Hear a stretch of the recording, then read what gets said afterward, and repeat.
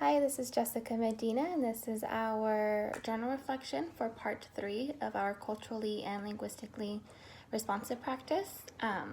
In reflecting back on part 3, I think incorporating Anna's culture in our classroom came most naturally for me. It came more naturally for me because I felt like I'm familiar with ways to incorporate culture into the classroom, such as utilizing the library, the dramatic play area, and the art area. So I felt that came pretty naturally for me. A challenging part of the CLRPP was identifying culturally responsive learning objectives for Anna.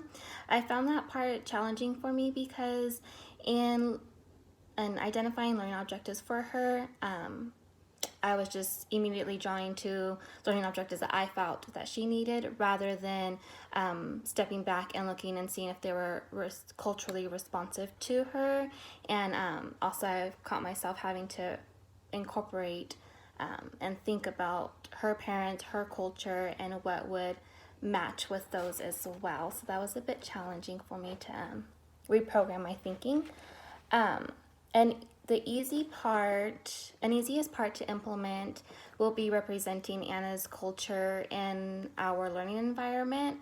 I feel this part will be easy just because I feel like I have resources to do so, such as I have a book called Abuela's Weave, which in her culture, she's Guatemalan, so weaving is something that the women in their culture do.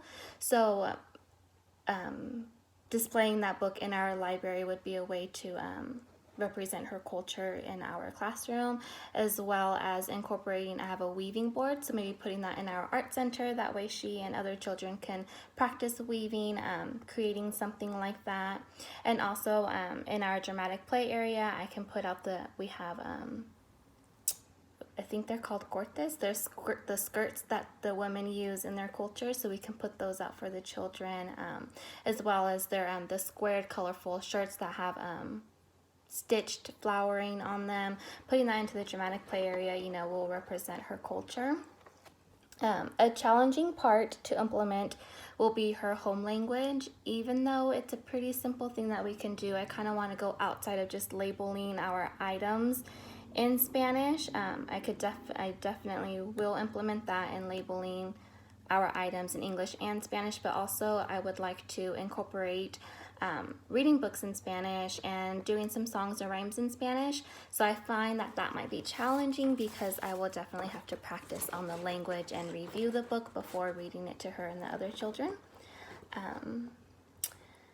But overall, I think this plan has helped develop and contribute to my competencies in the NAYEC, especially in the second standard of knowing how to support and engage families and communicate through respectful, reciprocal relationships. In doing that, I learned how to incorporate the culture into the learning environment, and that kind of made me more cautious about things that I can do for that. It also contributed to my competencies in standard 4 of using knowledge of differentiate instructions in early learning settings, such as this plan really made me realize how what I do, my teaching strategies can affect her and what I can do to change them to respect her culture, such as her culture, children are seem to be more independent at a young age.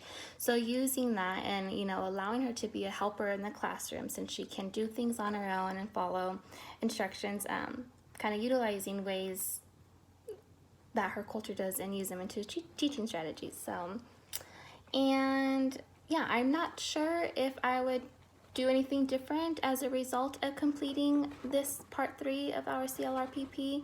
I felt that this plan was a very useful guide as far as to how to incorporate culture into the classroom. So I'm not sure if I would do anything differently other than just honestly probably continue utilizing these things in my future with the classroom, because they definitely felt beneficial in ways to incorporate culture into the classroom. Yeah, thank you.